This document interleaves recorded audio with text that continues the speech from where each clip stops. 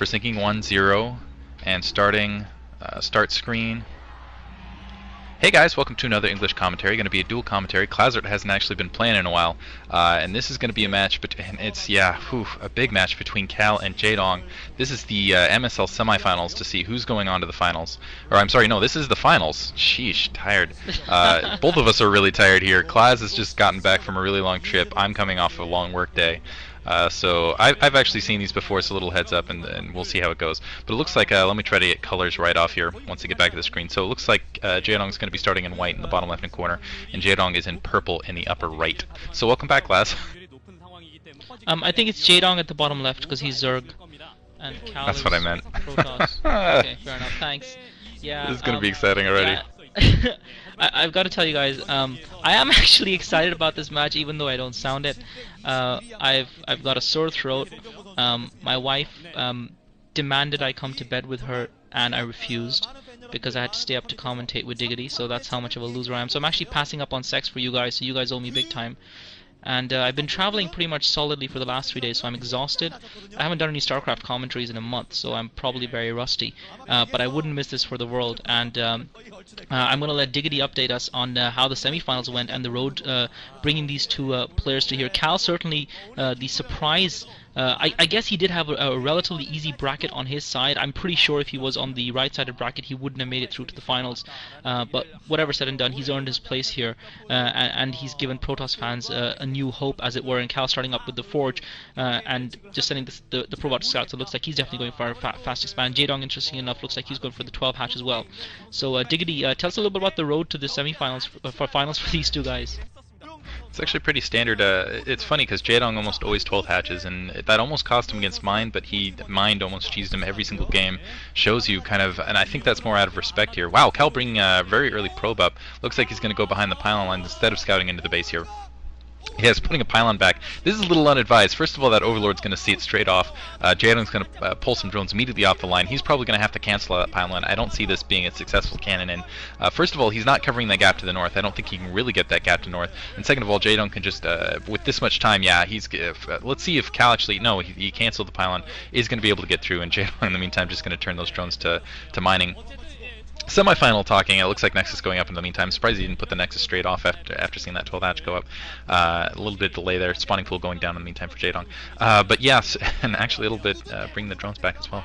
Yeah, semifinals. Jaedong absolutely trounced Mind, and I think that was just kind of a bad matchup. I think Mind's weakest matchup is against Zerg, just because I think he's good later game against Zerg, and with Jaedong actually looks like he's trying to set up for immediate 3 hatch. On the opposite side though, Cal, I almost feel like he almost didn't deserve to be here. He did some really creative strategies against Jangbi, but Jangbi I felt like beat him straight up heads up in the long game. And Cal, I feel like he's gonna have to pull some sort of cheese out or something to beat Jaedong, because Jaedong's an absolute monster in the short game and in the long game. So he's gonna have his hands full. We'll see what he can do. Looks like he's doing a pretty standard Bisu build here. Jaedong's second hatchery's up. Looks like he's gonna go for a third hatchery as well. And usually I would almost say that he was going for Mutalist at this point, seeing the 3 hatch, but we've seen Jaedong kind of mix it up lately, where he's gone sometimes hatchery, sometimes he'll put down both. I think mostly to just get some Scourge out in the air for both scouting to take down that initial Corsair, to not worry, basically to kind of allow himself to build up a little more before Hydralisk for whatever reason. I'm not quite sure the logic behind it, but yeah, he's kind of had a variable build, and has also played kind of more macro oriented, really gone for more gas early, more expansions earlier than I'm used to him playing with, just trying to get all the tools out there immediately. And it looks like actually he's putting it on 4 hatches, so the 4 hatchery build plus the 1 gas really suggests he's going to go for a Hydralisk build, bringing the Overlords up. And also I think kind of suggesting pulling those Overlords so quick, he might be thinking about doing a drop here pretty quickly as well. We'll see if Cal's prepared for that. Well, yeah, he might be, but I don't see Lair Tech anytime soon for him. Well, maybe in a little while.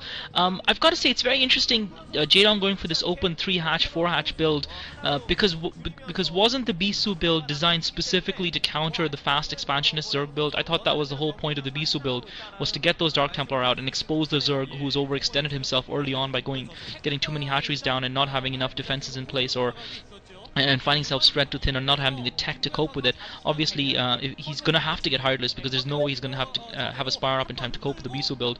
And I guess he realized that his opponent was going to put since he saw the pylon in his middle round, he obviously knew straight away that his opponent had gone Forge and Nexus. I guess you'd expect a Protoss to fast expand on this map anyway, and so Jaedong has probably adapted his build to that, and he's now morphing to Lair. He's got that 3 hatchery up, and so far he's able to, and the Citadel of Adun indeed going up, so we're probably going to see Templar. So we are going to see the Corsair Dark Templar probably popping out for Cal sooner rather than later. I think you're absolutely right about Cal facing a whole new level of opponent in terms of Jaedong. He beat Savior, definitely. He got through Savior, but Savior played far and away from his best. And one of the things I think that signals to me about championships and finals and the players who win in finals and reach finals and perform in finals, to me it all comes down to belief, self-belief, and confidence, and I think that's the difference between the Savior of old and the Jaedong of today, and the Jaedong of old and the Savior of today, and it's just literally down to the difference. And I myself have recently noted it myself, how much of a difference just a little bit of confidence can make in your attitude to the very same thing.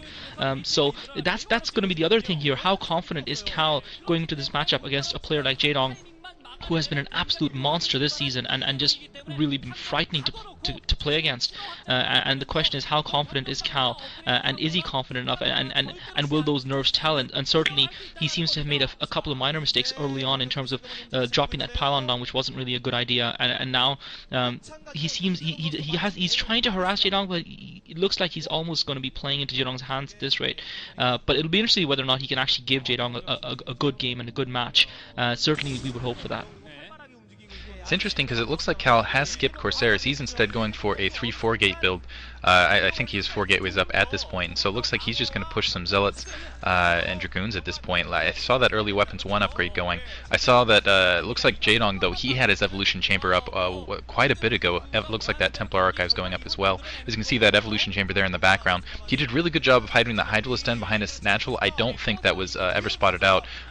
Cal, in the meantime, able to take down 2 Overlords out in the field, and I think those are 2 Overlords I'm surprised that Jaedong, that's what I was thinking, dropped, because he sent those 2 early. And actually, Cal, managing to sneak some Dragoons around the side. They are level 1 weapon upgraded, but they're going to run into some speed upgraded Hydralisks in the meantime. So it looks like decently protected. They're going to have to, at that angle, there's just a lot of micromanagement room for those Hydralisks to take those Zealots down. Looks like the Zealots are speed upgraded. So interesting, Cal going for a speed upgraded Zealot attack. We'll see if he goes.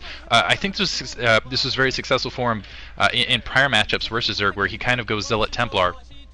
And now it looks like, yeah, we see speed upgraded Overlords. Again, I really feel like he's going for drop here. And just as you can see, the Overlord positioning, he's got 3 Overlords, if you can see on the minimap, positioned outside the expansion. He's sending up an additional one. That really indicates to me that he is, in fact, going to go for either just a straight Hydralisk or maybe even a Lurker drop here in a minute. Yeah, and it almost looks like Cal has played right into Jaedong's build, because Jaedong's got that massive force of Hydralisk, and yes, speed upgraded Zealots can tear through Hydralisk, but not through such a large, massive force. He needs something to back up those Zealots. He needs either a High Templar or a Reaver or something. He needs to catch them or flank them or something. And if he could successfully, he's got that Templar Archives up, obviously, and he's now got the High Templar out. But it's going to be a while before those Templar energies kick in, and he's going to be vulnerable till that happens. Jaedong's got a massive force here, and obviously Cal doesn't want to fight right now. He doesn't want to fight that force till he's got the Templar backup, and he's just basically trying to slow Jaedong down and just try and defend in depth and just try and keep Jaedong away from his base while he gets those Templar energies up, because then he can send the Zealots in, and obviously Jaedong would have to move his Hydralisk into micro. He's already lost 3 Zealots, so that's not going to stand him in good stead. He really can't afford to lose these, and Jaedong really needs to keep inflicting as much damage as possible before those Templar pop out. And just streams and streams of Templar popping out, and Jaedong now rushing in with the Hydralisk as well as the Zerglings. And we're going to see here if the first storm goes off on Jaedong, and that storm not too effective. Second storm goes off as well, but Jaedong's already anticipating and moving his Hydralisk back. Those Zealots are now eating into the meat of those Hydralisks, and Jaedong's force is significantly reduced, so he manages to hold off Jaedong. Cal manages to hold off Jaedong just enough, and now it's Jaedong who's on the run, who's going to need the reinforcements. But again, the problem is that those High Templar move quite slowly, so Jaedong can actually lure those Zealots a good distance away, and Cal's going to have to be careful here that his force doesn't get spread out and picked apart, and he wisely consolidates his force just at his 3 o'clock expansion. So Cal's got a pretty decent sized force here, but so is Jaedong, and Jaedong obviously having the advantage with the 4 hatcheries. We've seen Zerg players at this stage of the game fighting with 3 hatcheries typically versus the 2 base Protoss. Not so for Jaedong, and again Jaedong's got those higher to spread out and position excellently in an arc, making it difficult for Cal to storm, and brilliant by Jaedong. Look at that perfect micro picking off the High Templar before it could get a chance to storm off, and that's obviously going to hurt Cal hugely. He's now trying to take the expansion to the 3 o'clock position, and that expansion might. And Jaedong already now setting up at the 11 o'clock position as well. I've got to say that while Cal has played an interesting sort of game, I don't think he's actually ahead in this game. I think Jaedong's in a strong position in this game for me.